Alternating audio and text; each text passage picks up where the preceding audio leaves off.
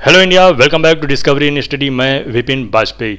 देखिए, इतिहास के अंतर्गत आप लोगों ने अभी इतिहास का बेसिक समझ लिया है। इतिहास क्या है, इतिहास लिखा कैसे जाता है, इतिहास की स्टडी कैसे होती है, वगैरह वगैरह, जो कि इतिहास की स्टडी से पहले आप लोगों का जान लेना अति आवश्यक था। चलिए, अब जो है हम लोग इतिहास को प्रॉपर ढंग से आगे बढ़ाएंगे। और अगर इतिहास के सिलेबस की बात करें तो बहुत बड़ा सिलेबस है इतिहास का। लगभग 25 लाख ईसा पूर्व से लेकर के आज तक का जितना भी टाइम पीरियड है सब इतिहास के ही अंतर्गत आता है। तो शिक्षा विशेषज्ञों ने इतिहास की स्टडी के पर्पज़ से जो है इतिहास को 3 पार्ट में डिवाइड कर दिया है, जो कि आप लोग जानते भी हैं। प्राचीन इतिहास, ancient history, medieval history and modern history. प्राचीन इतिहास, मध्यकालीन इतिहास और आधुनिक इतिहास। तो यहाँ पे जो है हम लोग प्राचीन इतिहास शुभारंभ करने वाले हैं। और प्राचीन इतिहास में हम लोग प्राचीन भारतीय इतिहास के स्वरूप पर चर्चा करेंगे। प्राचीन भारतीय इतिहास के स्वरूप।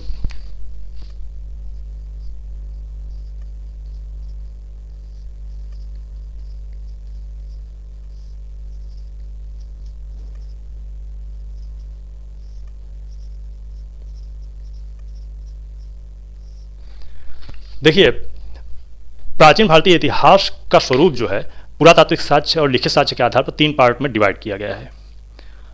3 पार्ट में डिवाइड किया गया है। किसके आधार पर? पुरातात्विक साक्ष्य और लिखित साक्ष्य के आधार पर। तो पहला पार्ट यहां पे हम देखते हैं।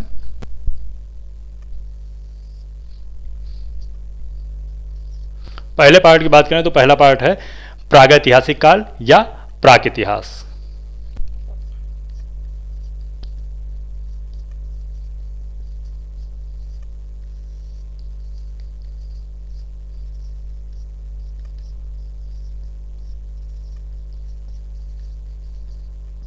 इसी को अंग्रेजी में प्री हिस्टोरिक पीरियड भी बोलते हैं।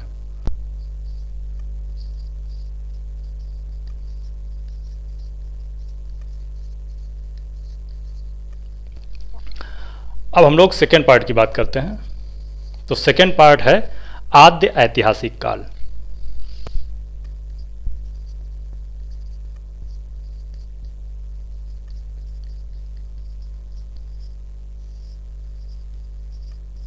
और इसी को अंग्रेजी में बोलते हैं प्रोटो हिस्टोरिक पीरियड।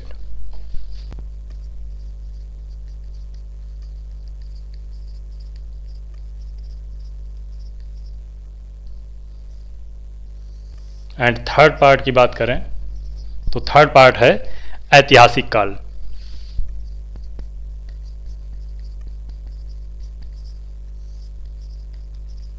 यानी कि हिस्टोरिक पीरियड।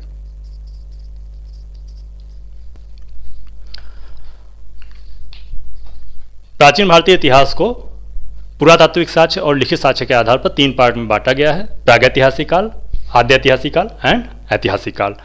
अब हम लोग यहाँ पे प्रागैतिहासिक काल पर बात करने वाले हैं। प्रागैतिहासिक काल किसे कहते हैं?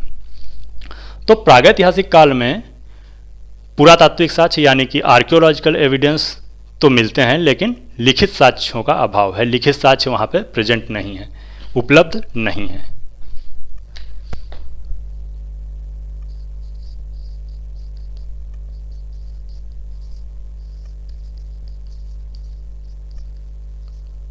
पुरातात्विक साक्ष्य प्रेजेंट हैं और लिखित साक्ष्य प्रेजेंट नहीं है।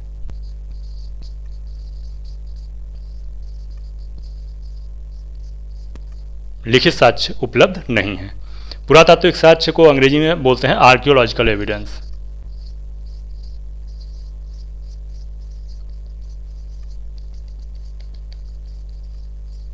लिखित साक्ष्य रिटन एविडेंस।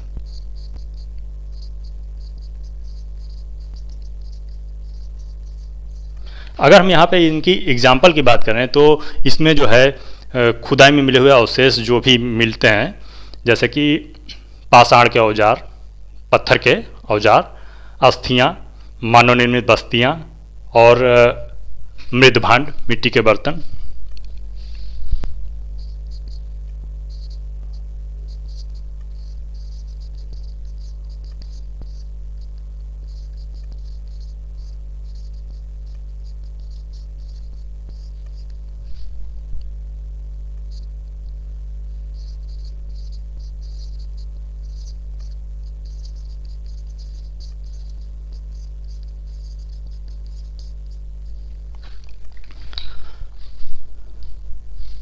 पाषाण के औजार, मानव बस्तियां, मृदभांड, अस्थियां।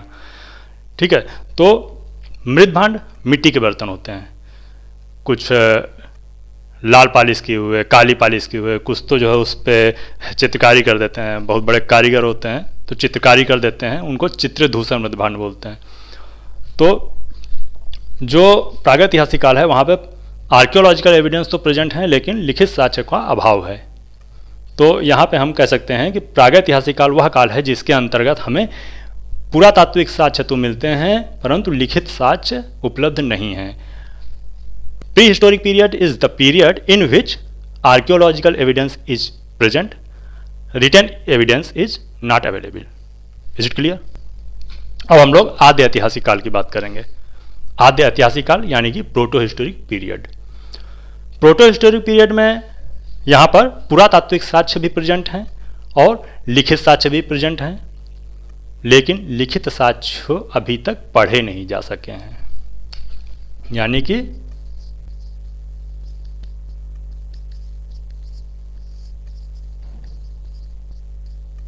पुरातात्विक साक्ष्य प्रेजेंट,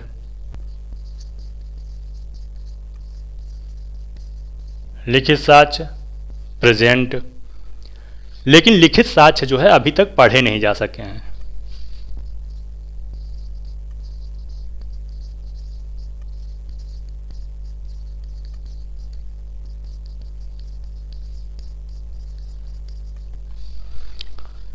अगर हम एग्जाम्पल की बात करें तो इंडस वैली सिविलाइजेशन, सिंधु घाटी सभ्यता, जिसमें जो है हड़प्पा और मोहनजोदड़ो आते हैं, वो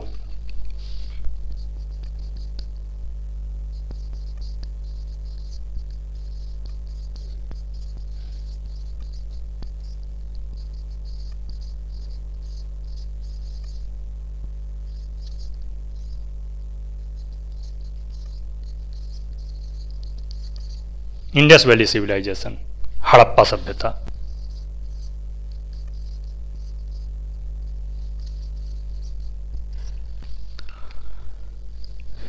यहां पे क्या हुआ, प्रोटो हिस्टोरिक पीरियड में पुरातात्विक साक्ष्य भी उपलब्ध हैं, लिखित साक्ष्य भी उपलब्ध हैं।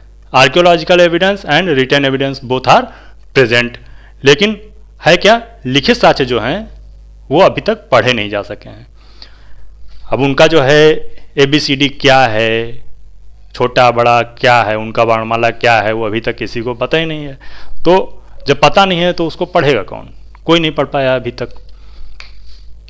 और पढ़ने की कोशिश की जा रही है। तो यहाँ पे जो है आद्य ऐतिहासिक काल वह काल है जिसके अंतर्गत पुरातात्विक साक्ष्य और लिखित साक्ष्य दोनों उपलब्ध हैं, लेकिन लिखित साक्ष्य अभी तक पढ़े नहीं जा सके हैं। Proto historic period is that period in which archaeological and written evidence both are present, but written evidence has not yet been read. Is it clear? अब हम लोग ऐतिहासिक काल की बात करते हैं। ऐतिहासिक काल में आपको पुरातात्विक साक्ष्य भी उपलब्ध हैं और लिखित साक्ष्य भी उपलब्ध हैं, और लिखित साक्ष्य जो उपलब्ध हैं उनको पढ़ा गया है, वो पढ़े जा चुके हैं, पढ़ने में आ रहे हैं, तभी जो है यह ऐतिहासिक काल कहलाया है। ठीक है, ऐतिहासिक काल में आपको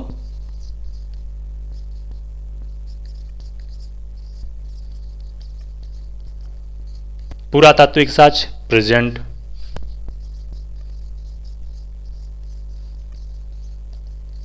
लिखित साक्ष्य प्रेजेंट, जो रिटन एविडेंस हैं उनको पढ़ा गया है, वो पढ़ने में आ रहे हैं।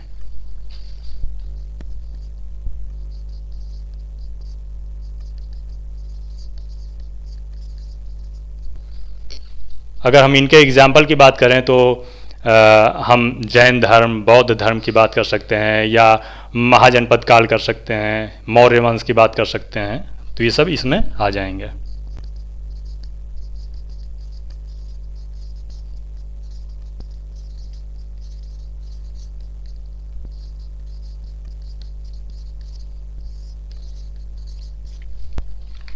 यानी कि ऐतिहासिक काल वह काल है जिसके अंतर्गत हमें पुरातात्विक साक्ष्य और लिखित साक्ष्य दोनों प्राप्त हुए हैं और लिखित साक्ष्यों को पढ़ा जा चुका है।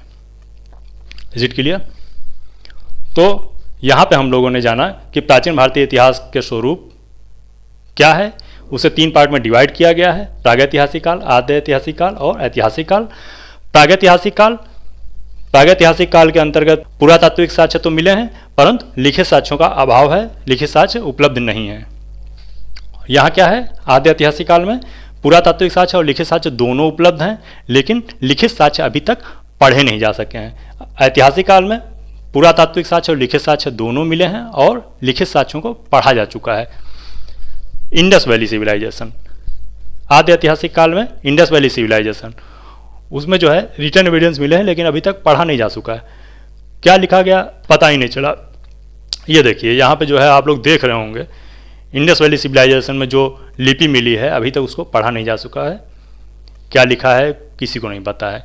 और जिस दिन ये लिपि पढ़ ली गई उस दिन इस लिपि को यहाँ ले आया जाएगा, यानी कि ये इंडस वैली सिविलाइजेशन जो है वो यहाँ पे आ जाएगी ऐतिहासिक काल के अंतर्गत, क्योंकि हमें जो है इसकी लिखित साक्ष्य जो है हम लोग इसका पढ़ लेंगे, तो इसको हम लोग ऐतिहासिक काल में ले आएंगे।